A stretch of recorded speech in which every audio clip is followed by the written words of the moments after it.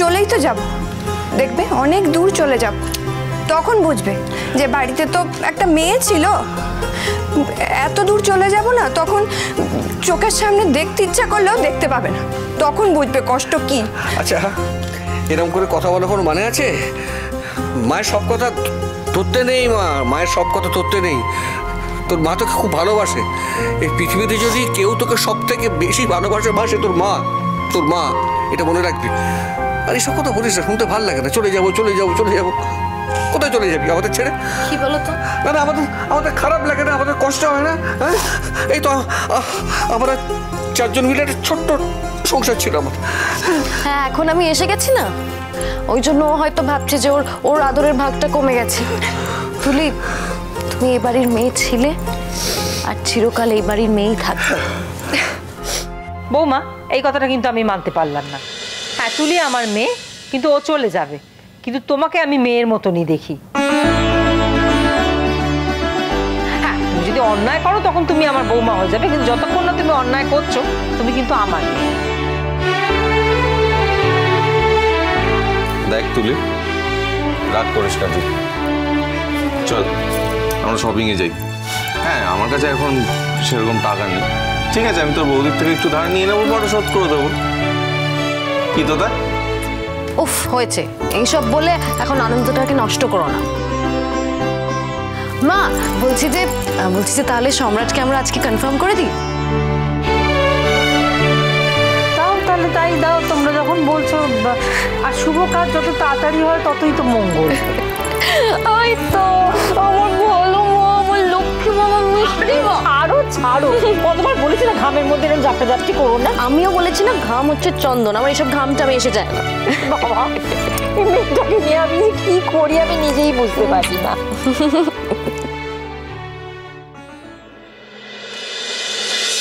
অনুশ্রী, হলুদ কোটা হয়ে গেলে না, ওই মাটির থালাতে, মানে প্রত্যেকটা থালায় আর কি, আলতা, সিঁদুর, পান, সুপুরি, তেল, মিষ্টি সব দিয়ে ওদের দেবে, কেমন? এই তোমরা এদিকে এসো, আমরা শুরু করে দিই, নইলে আবার দেরি হয়ে যাবে। শোনো না, বলছি ছোট বৌদি তো আসবে বললো। কই, আমায় তো সেরকম কিছু বললো না। না, আসবে না, এসে যাবে কোথায়? হ্যাঁ, আসবে না? হ্যাঁ, ছোট বৌমা ঠিক আসবে। হাজার হোক টিনটিনের বিয়ে, এত ভালোবাসে টিনটিনকে। ও ডাক্তার, এও ডাক্তার, লেখাপড়া করতে খুব ভালোবাসে দুজনেই। একদিন কালচার আছে গো, আলাদা বল। আচ্ছা, তোমার ওই রাবড়ি টাবড়ি সব এনে দিয়েছি। আর ছোটু আসবে, মানে ছোটু বউ দুজনেই আসবে, একটু দেরি হবে কিন্তু আসবে। ও লাভলি, কাকামণি কাকিমণি দুজনেই আসছে তো? বাড়ির অনুষ্ঠানে আসবে না? আর আমাদের জামাইয়ের কি খবর রে? হ্যাঁ, বললো তো আসবে। আমি তো 10 বার ফোন করে ওকে তাড়া দিচ্ছি।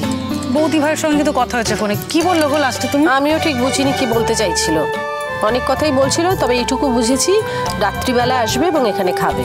যা, রান্নার ব্যবস্থা হয়েছে তো? এখন আর তোদের চিন্তা কি রে বুড়ো, হোটেল আছে এখন তোদের। বড় বৌমাকে অর্ডার দিলেই তো খাবার এসে যাবে। পিসিমা, বাড়িটা তো আর হোটেল নয়, এ বাড়িতে চিরকাল বাড়িতেই রান্না হয়ে এসেছে, বাড়িতেই রান্না হবে। কিন্তু দাদা ভাই, আমি তো আজকে বৌদি ভাইয়ের হেসেল থেকেই খাবার আনতে দিয়েছি। আমার ওটা তো ঠিক হোটেল নয় বলো, ওটা একটা ভালো খাবারের জায়গা, দুর্দান্ত রান্না বান্না হয়। আর বৌদি ভাইয়ের তো নতুন রাঁধুনি এসেছে, সেও দারুণ রান্না বান্না করে। আমি আজকে ওখান থেকেই ওই মাটন আর পোলাও অর্ডার করে দিয়েছি। সত্যি তোর না বাড়াবাড়ি, সত্যি বাড়িতে রান্না হবে? সে হোটেলের খাওয়া দাওয়ার ওসব খায় না ছোট বৌমা, তুই তো জানিস বাবা। আমি কিন্তু বারবার বারণ করেছিলাম অনুশ্রী যে এটা নিয়ে কথা হবে, তুমি তখন আমার কথা শুনলে না।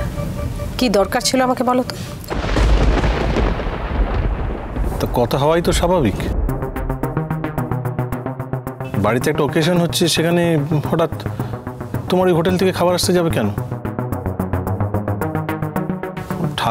ঠাকুর দিয়ে রান্না করালেই হয়।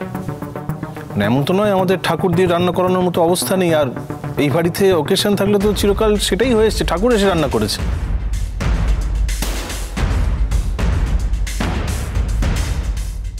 বাড়িতে ঠাকুর রান্না করা আর দুটো বাড়ির পর ঠাকুরের রান্না করার মধ্যে তফাৎটা কি আছে একটু বলবে? আমি তো কিছুই বুঝতে পারছি না। মানে এটা তো আর ওরকম হোটেলের খাবার নয়, ঠাকুরই তো রান্না করে বাড়ির খাবার মতোই। তাছাড়া তোমার যদি একেবারেই ভালো না লাগে তুমি খাবে না। যার এই খাবার খেতে ভালো লাগবে সে খাবে, যার যার ভালো লাগবে না সে খাবে না। আর সব থেকে বড় কথা, আজকের খাবারের দায়িত্ব কিন্তু পিসিমণি নিয়েছে। তাই কে রান্না করবে, কোথা থেকে খাবার আসবে, সেই সমস্ত ডিসিশন পিসিমণিরই নেওয়া উচিত। তোমরা এবার সে ব্যাপারে ঢুকছো কেন? আর একটা সত্যি কথা বলো তো, আজকে যদি পিসিমণি কোনো বড় রেস্টুরেন্ট বা 5 স্টার হোটেল থেকে খাবার আনতো, তখনও কি তোমরা না করতে? শোন, তুই তোর বৌদির জন্য খরচা করতে চাস কর, তবে আজকের খাওয়া দাওয়াটা নষ্ট করবি কেন রে? আর ওখানে কি রান্না হয় না হয় জানিস না তো? তুমি তো কোনোদিনও খেয়েও দেখোনি মা, তাহলে শুধু শুধু এই কথাগুলো বলছো কেন? পিসিমণি, পিসিমণি তুমি ছেড়ে দাও। দেখো আজকের দিনে তুমি প্লিজ রাগ করো না। আর তাছাড়া কিছু কিছু কথা জানো তো, ছেড়ে দিতে হয়, সব কথা ধরতে নেই। তুমি ছেড়ে দাও।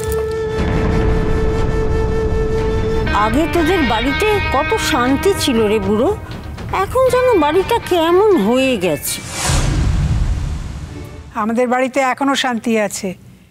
একজন মানুষের জন্য কি অশান্তি দেখছো তুমি?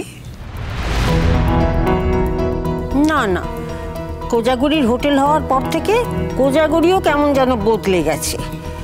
বাড়িটা সব সময় যেন কেমন গরম হাওয়া বয়ে চলেছে। মাঝে মাঝে আসি তো। এখন বাড়ির বউ যদি সংসার ধর্ম ছেড়ে অন্য কিছু করতে চলে যায় তাহলে তো হবেই। তবে একটা কথা, পৃথিবীতে কেউ কিন্তু অপরিহার্য নয়, সব চলে যায় সবাইকে ছাড়া।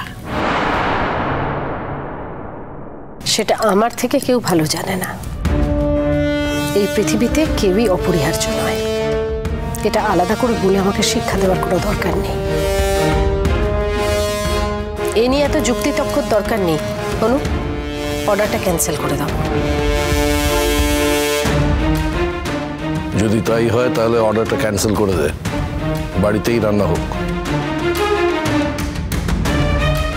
তা তো হবে না দাদা ভাই, খাবারটা তো আজ আমি খাওয়াচ্ছি বলো।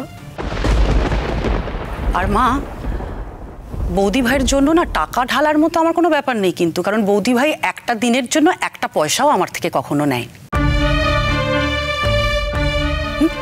আসলে আজকে আমি নিজে থেকেই বৌদি ভাইয়ের হেসেল থেকে খাবার আনতে চেয়েছি। আর আমার মনে হয় তো এটা আমাদের রেসপন্সিবিলিটি। বাড়ির একজন কাজ করছে, তাকে প্রমোট করব, মানে এটাই খুব স্বাভাবিক। অবশ্য আমার প্রমোট করার অপেক্ষায় বৌদি ভাই নেই, কারণ বৌদি ভাই আজকে যেখানে দাঁড়িয়ে আছে চারিদিকে তো বৌদি ভাই জয় জয়কার বলো। আর এটা বোধহয় তোমরা সবাই খুব ভালো করে বুঝতে পেরে গেছো।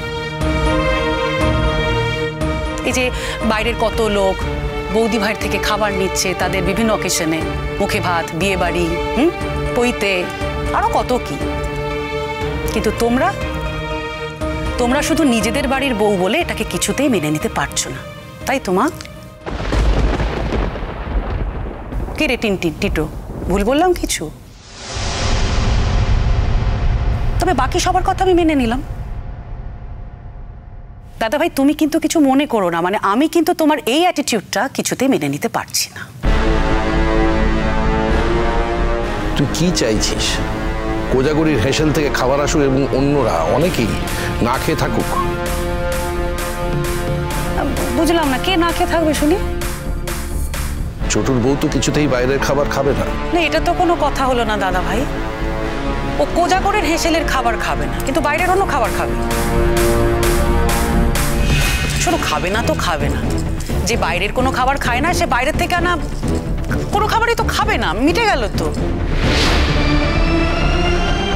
আর শোনো, একজনের জন্য আলাদা করে রান্না করার ব্যবস্থাটা না হয় আমি করে দেবো দাদা ভাই, আমি যখন খাওয়াচ্ছি।